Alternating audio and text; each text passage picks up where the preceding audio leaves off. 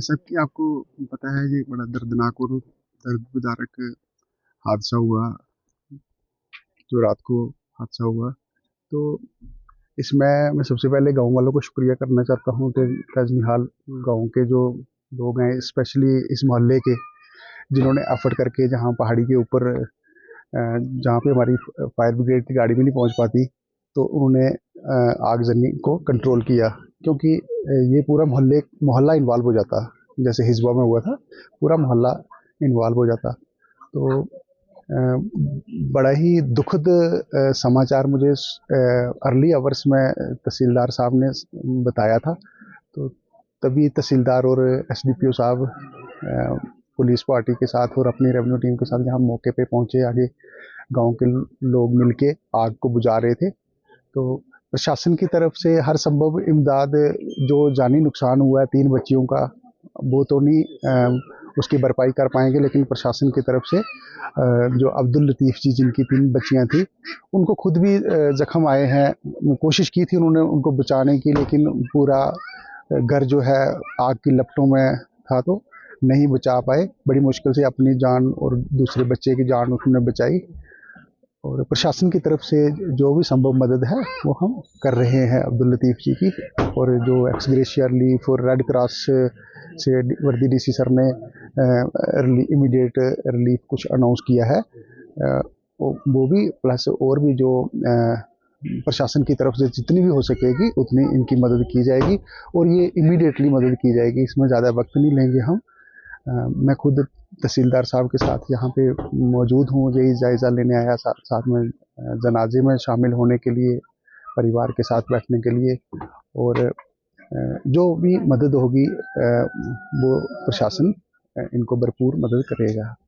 मैं अभी just DC sir से बात कर रहा था कि नीचे तक तो रोड है, लेकिन इस खासकर इस हैबिटेशन तक अगर रोड पहुंच जाए, उसका कुछ तहसीलदार साहब ने बताया सर्वे चल रहा है। मैं वही डीसी सर से बात कर रहा था। तो डीसी सर खुद भी यहाँ पे आएंगे, मुझे सर ने बताया। किसी वजह से नहीं वो आ पाए, तो उन्होंने मुझे बोला कि आप इमीडिएटली वहाँ पे जाओ खुद।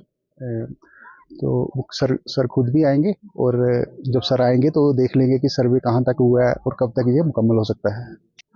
नहीं, शॉर्ट सर्किट का तो हम कुछ नहीं कह सकते कि शॉर्ट सर्किट से हुआ है या अचानक आग लगने से हुआ है, क्योंकि ये मोहल्ले के बीचों बीच में, तो आज आपको पता है ठंड है, इस एरिया में बर्फ़ पड़ी हुई है। तो ठंड से बचने के लिए सभी आग का कुछ ना कुछ हीटिंग अरेंजमेंट्स करते हैं। तो मैं ये नहीं बोलूँगा, उसकी भी एक इंक्वायरी करवा लेंगे कि क्या उस वजह से हुआ है। बाकी पीडीडी को बता दिया जाएगा। जहाँ मुझे खंभे तो दिख रहे हैं लगे हुए, लेकिन फिर भी वो जो वायरिंग है उनकी स्ट्रिंगिंग करके अच्छे तरीके से वो कर देंगे। ये उनको हिदायत ऑलरेडी दे दी है पीडीडी डिपार्टमेंट को। सबसे पहले आज जो लास्ट नाइट गुजरा, उसमें जो दर्दनाक हादसा हुआ, होलनाक आग ने यहाँ 3 मासूम बच्चियों को अपने लपेट में लिया। ये अब्दुल लतीफ़ साहब हैं, जो ताजनिहाल के रहने वाले हैं, जहाँ पर हम इस वक्त पहुँचे हैं। एक बच्ची 15 साल की, एक 12 साल की, एक 9 साल की बच्ची, जब रात को आग लगी 3 मंजिला मकान को, और वो बच्चियां जो है उस आग में झुलस गई। ये एक बहुत ही अफसोसनाक वाक़या है।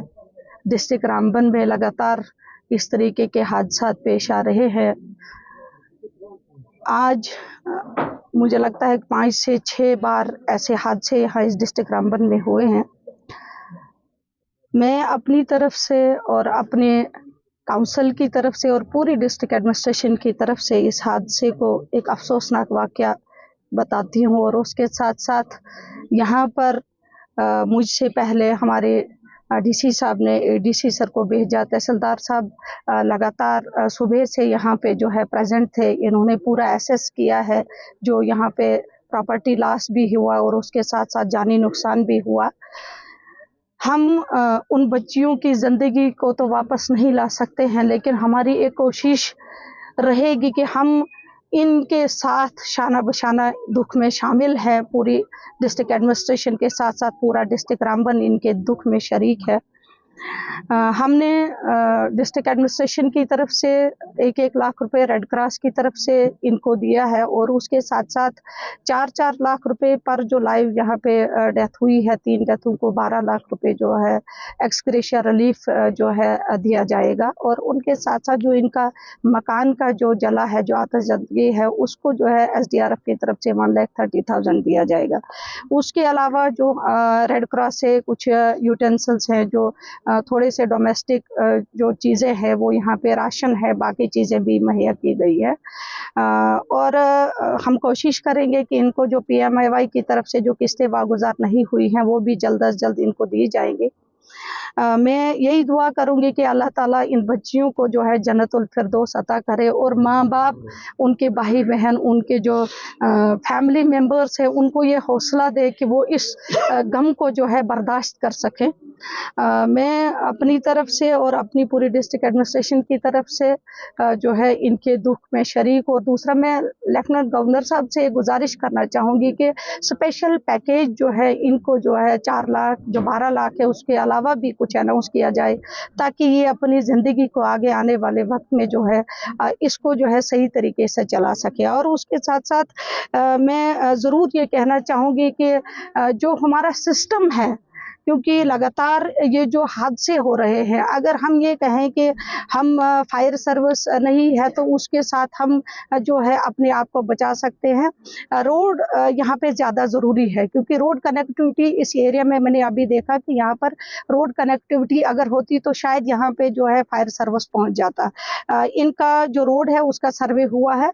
हम कोशिश करेंगे कि इस साल में जो यहाँ की जो रोड है इसको जो है सैंक्शन किया जाए ताकि और किसी हादसा से निपटने के लिए हम लोगों को हर वक्त जो है हम तैयार रहें। और उसके साथ जो गांव के लोग हैं, मैं उनसे भी गुजारिश करना चाहूँगी कि अपने गांव के अंदर जो है कम से कम कुछ लोग ऐसे आप चुनें जो लोग रात को कम से कम अपने इलाके को देख रेख कर सके, कहीं पर भी कोई ऐसा वाक़ा पेश आता है ताकि वो लोगों को इन्फॉर्म करें और उसके साथ साथ यहाँ पर फिर एडमिनिस्ट्रेशन भी पहुँच सकेगी। मैं सभी यहाँ पे आए हुए लोगों का भी शुक्रिया अदा करना चाहूँगी और मैं दुआ करूँगी कि उन बच्चियों को अल्लाह ताला जन्नतुल फिरदौस अता करे और माँ-बाप जो भाई-बहन हैं उनको अल्लाह ताला सलामत रखे। शुक्रिया।